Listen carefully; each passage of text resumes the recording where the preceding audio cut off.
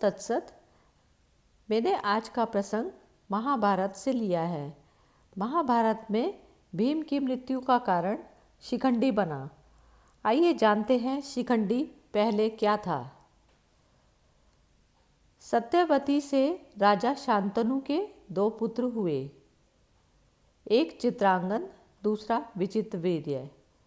शांतनु की मृत्यु के उपरांत चित्रांगन राजा बना, किंतु वह एक गंधर्व युद्ध में वीरगति को प्राप्त हो गया।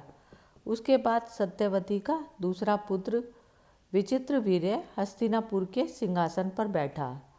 विचित्रवीर्य की आयु उस समय छोटी थी। उसके बालिग होने तक सारा राजकाज भीष्म को ही चलाना पड़ता था। जब विचित्रवीर्य बालिग हो गया तब भीष्म को उसके विवाह की चिंता हुई। भीष्म को पता चला कि काशीराज अपनी कन्याओं का स्वयंवर कर रहे हैं, तो भीष्म स्वयंवर में भाग लेने के लिए काशी गए। काशीराज की कन्याएं अम्बा, अम्बालिका और अंबिका अपूर्व सुंदरियां थीं। उनके रूप और गुणों का यश दूर दूर तक फैला था। स्वयंवर में भाग लेने के लिए दूर दूर से बहुत से राजा और राजकुमार वहां आए हुए थे। उस स्वयंवर में भीष्म को आया देख स्वयंवर में आए सभी राजा खुसर खुसर करने लगे। वे सोच रहे थे कि भीष्म तो अपनी प्रतिज्ञा से बंधे हैं, फिर वे स्वयंवर में क्यों आए हैं। सभी की जुबान पर यही बात थी। सभी उनके शौर्य से भयभीत भी थे। उन्हें यह पता ही नहीं था कि वे अपने भाई विचित्रवीर्य के लिए स्वयंवर में आए हैं। वे सभी भीष्म का परिहास उड़ाने लगे। काशीराज की कन्याओं ने भी भीष्म की ओर से दृष्टि फेर ली। भीष्म के स्वाभिमान को इससे बहुत चोट पहुंची। उन्होंने क्रोध में भरकर वहां उपस्थित सभी राजा एवं राजकुमारों को युद्ध करने के लिए ललकारा और कहा कि मुझे हराकर भी तुम इन तीनों राजकुमारियों को ले जा सकते हो। राजाओं ने उनकी यह चुनौती स्वीकार कर ली और सभी ने मिलकर एक साथ भीष्म पर आक्रमण कर दिया, लेकिन कोई भी भीष्म के सामने नहीं ठहर पाया। सोमदेश का राजा शाल्व बड़ा वीर और स्वाभिमानी राजा था। काशीराज की बड़ी कन्या अम्बा उसे प्रेम करती थी। उसने मन ही मन उसे अपना पति मान लिया था। जब भीष्म 3 कन्याओं को अपने रथ में बैठाकर ले जा रहे थे, तब राजा शाल्व ने भीष्म के रथ का पीछा किया और उसे रोकने का प्रयत्न किया। इससे शाल्व और भीष्म में भयंकर युद्ध छिड़ गया, किंतु जल्दी ही भीष्म ने उसे हरा दिया। परंतु अम्बा ने उनसे उसे जीवित छोड़ देने की प्रार्थना की, तो उन्होंने उसे जीवित छोड़ दिया।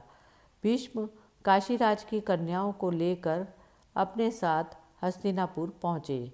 शीघ्र ही भीष्म ने काशीराज की 2 कन्याओं अंबिका और अम्बालिका का विवाह विचित्रवीर्य से कर दिया। काशीराज की बड़ी कन्या अम्बा ने भीष्म से पहले ही बता दिया था कि वह शाल्व से प्रेम करती है और उसे अपना पति मान चुकी है। भीष्म ने बिना किसी प्रतिरोध के अम्बा को सोमदेश के राजा शाल्व के यहाँ भेज दिया, लेकिन शाल्व ने उसे यह कहकर वापस भेज दिया कि वह बलपूर्वक हरण की गई कन्या को पत्नी के रूप में स्वीकार नहीं कर सकता। भीष्म ने उसका सभी के सामने अपमान किया है। बेचारी अम्बा अत्यधिक दुखी होकर हस्तिनापुर लौट आई। उसने भीष्म को सारा हाल सुना दिया। तब भीष्म ने विचित्रवीर्य से कहा कि वह अम्बा से विवाह कर ले, लेकिन विचित्रवीर्य भी अम्बा से विवाह करने के लिए तैयार नहीं हुए। उन्होंने कहा, भ्राताश्री, जिस कन्या का मन किसी अन्य व्यक्ति के लिए अर्पित किया जा चुका हो, उसे मैं अपनी पत्नी कैसे बना सकता हूँ। अब तो बेचारी अम्बा ना इधर की रही ना उधर की। कोई मार्ग न देखकर अम्बा ने भीष्म से कहा, हे गंगापुत्र, अब मेरा क्या होगा। आप मुझे हर कर लाए थे, अब आप ही मुझसे विवाह करें। भीष्म ने उसकी बात सुनी तो वे अजीब से धर्म संकट में फंस गए। उन्होंने अपनी प्रतिज्ञा का हवाला उसे दिया। अम्बे, मैं अपनी प्रतिज्ञा नहीं तोड़ सकता।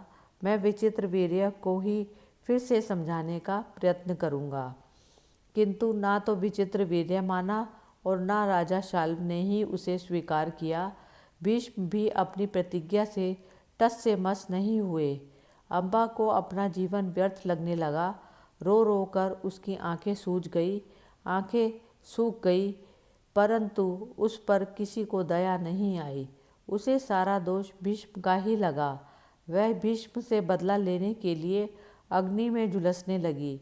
उसने भीष्म को पराजित करने के लिए अनेक राजाओं से सहायता मांगी, परंतु कोई भी भीष्म से टकराने के लिए आगे नहीं आया। हार कर अम्बा ने भगवान कार्तिकेय का ध्यान करते हुए घोर तपस्या की।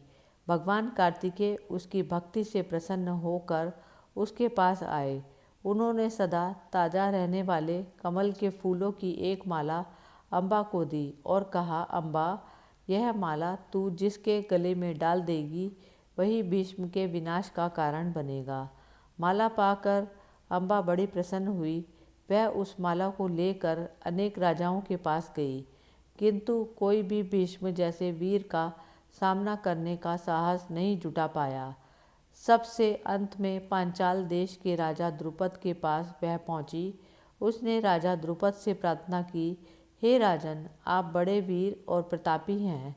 मेरे अपमान का बदला लेने के लिए आपको भीष्म से युद्ध करना चाहिए।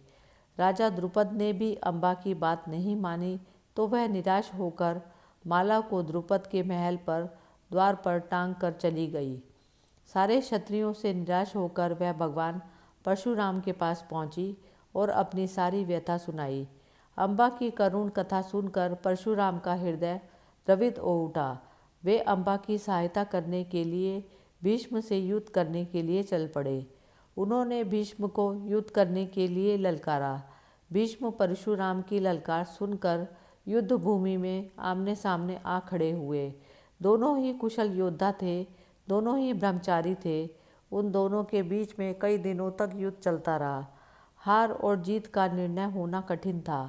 अंत में परशुराम ने स्वयं ही अपनी हार मान ली और अम्बा से कहा, बेटी, जो कुछ भी मेरे वश में था मैंने किया। अब तुम्हारे लिए यही उचित है कि तुम भीष्म की ही शरण में चली जाओ। परंतु अम्बा दुखी होकर भीष्म के पास जाने की बजाय हिमालय की ओर चली गई। वहाँ उसने भगवान शिव की घोर तपस्या की।